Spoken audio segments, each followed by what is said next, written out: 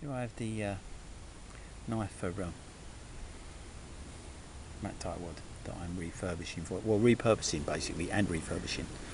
But there's a small defunct piece of kit there that I've removed, and I'm going to clean up the hole, and I'm going to replace that with another one that I've got from another defunct piece of kit that wasn't a knife, but this I shall clean up and put back in with a bit of Gorilla Glue on it, and I shall do the same to all the rest here and make sure that they all fit. As you can see, there's a crack there, but it only goes to about there, so what I'm going to do with that is I'm going to open it up and place some glue in there, close it, clamp it, and finish it afterwards. The glue that I'm going to use in here, it won't break and it won't show, so but when it's all done, you'll be able to be the judge of that. But as I say, I've got to clean this up now, and I'll be back.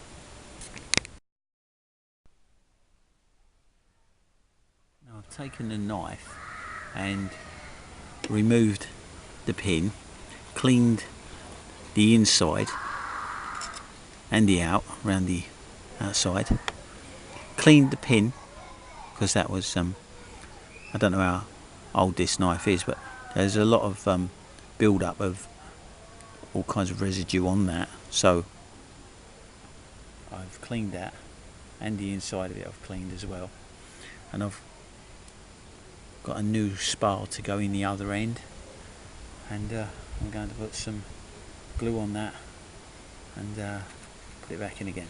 Now these handles are not glued, never had glue on them, it's just these rivets, they're holding it together, and they're quite substantial, they're not going to move.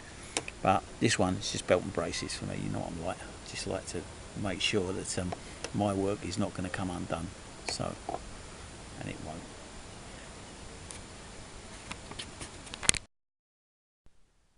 I've put a cleaning agent on it, and it's as you can see, it's making it bubble up a bit, and when that's done, I'm going to shape it and clean it thoroughly. I'm going to take all the rubbish off it. You can see the rivets are all back in place now, so, and when I come back, it should look a little bit different than what it does now. Right, there is the finished shape of the handle.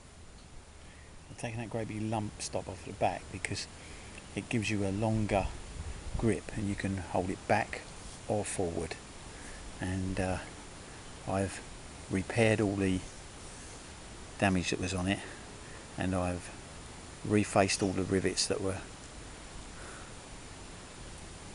in pretty shoddy order, and now all I've got to do is polish this handle, and I should be able to have it finished in about an hour, and I'll be back.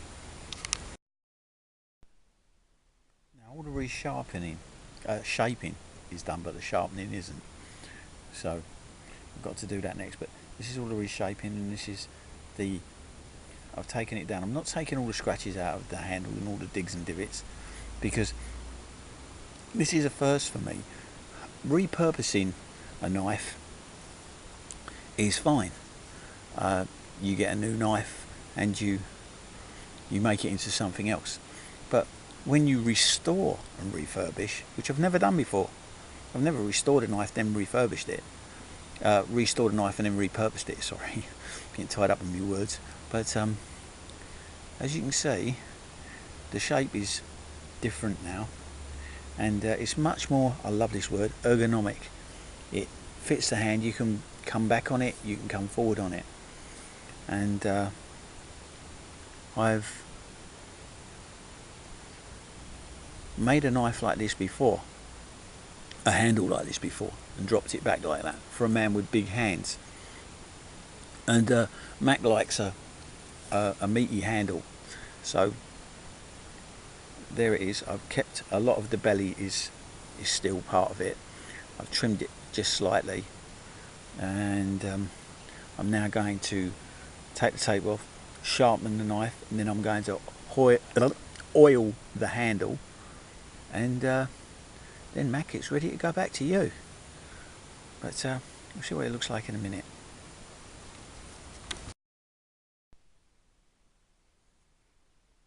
Well, Ed, I've put an edge on it. I hope you can see this. It's nice and sharp. And if you want to, I'll go back here a bit. I think I can see it about there. Yeah.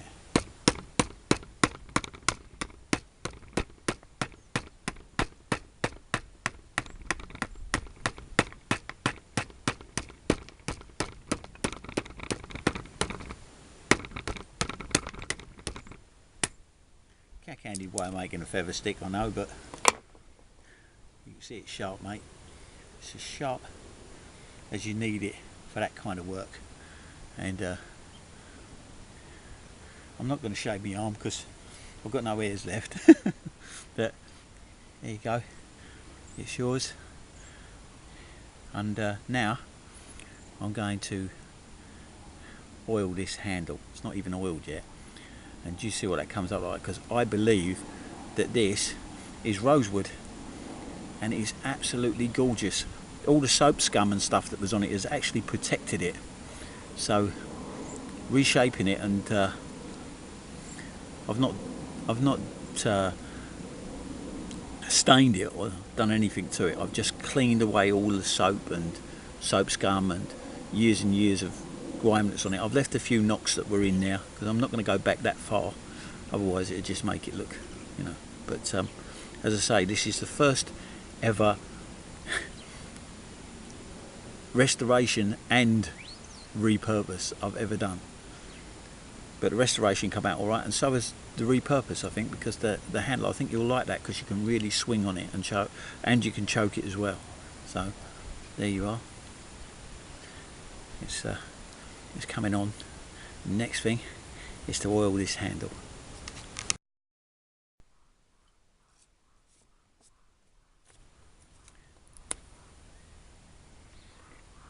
Now,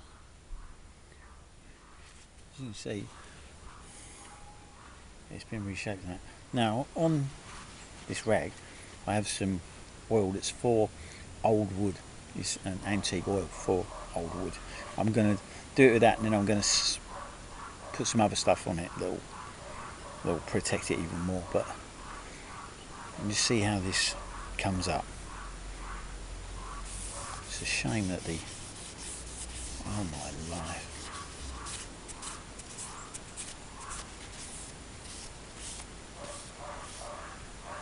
Look at that.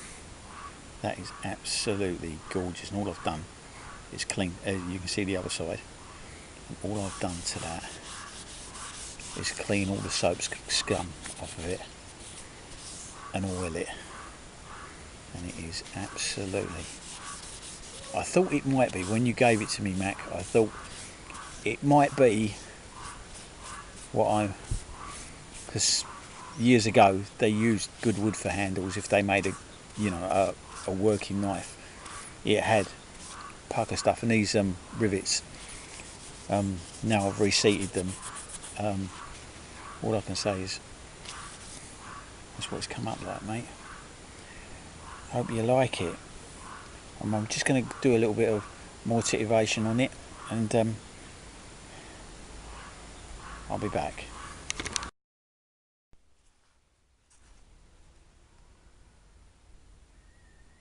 Well, Matt, there's the finished knife. Hope you can see that. If I can get it to stand up, probably won't be able to, but I am trying. There you are. There's your finished knife with the rivets replaced, and there's a lanyard hole at the end, just in case, because it's not heavy and it's not light, but if you were to sort of give it a good douche, it might fly out of your hand. And depending on what kind of work you're going to do. I know you're going to use it as basically a little fieldcraft knife, so I've done that, and I've, as you can see, I've brought it up at the back and brought it down at the back as well, so that it is now, I can't explain it, but when you grab hold of it, if I don't think you'll not like it. It really is a lovely, comfortable handle now, and it's looking good. I'll flip it over just so you can see that there are 3 rivets on there on both sides, and it's all, the back is all done, and there is an edge on there now that is very serviceable. I'll demonstrate it again, but as you can see, look at that, it goes in there, that's cutting into that like nobody's business. There's no reason why that won't hold an edge forever. It's that good. It's a beautiful piece of steel. Obviously it hasn't been worked in any way by me, it's just been sharpened, but that's it. And here we go, done. So, hope you like it, Mac. And there it is, and it is really comfortable. It's brilliant. There is another knife that I have that I will show you in a moment, and it has just a slight difference. Well, apart from, well, it has a lot of differences when it comes to the grind and that, but the handle, I'll show you. Well, there they are, and there's the difference. It's got a choke tool on it, because I've asked to borrow this so that I can show you this. This isn't, I did this for someone a long time ago, and as it was similar, I wanted to have a look at it because I wanted to see whether I could do it, and you can see that they're near enough handle wise identical, except for the lanyard hole. And this rosewood, it doesn't need a liner in this. This is really hard wood. If it stood up for donkey's years, it would stand up for another lot. Now it's been given a great deal of tender loving care, it'll last a few more years. That's a definite. I think it'll outlast me, that's for a dead cert. Look at that. And that is a lovely piece of steel. Look at the back strap on that. Beautiful piece of steel. Lovely. So there you are, Mac. It's all finished, and the knife that it's modelled on is right there, and they're both my designs. They're not modelled on anything else. They're original. Well, as far as you can in the knife world, be a little bit original. They're my design anyway. Someone's probably done it in the past, but as you can see, there they are. And I really like that knife, Mac. It is absolutely brilliant, and I don't say that about a lot of knives that I do, but that really, oh, that cuddles you, that does. That really does. So here you are, mate. Here's your mum's knife. Done. And I hope I've done it justice. 0 pence. See you later.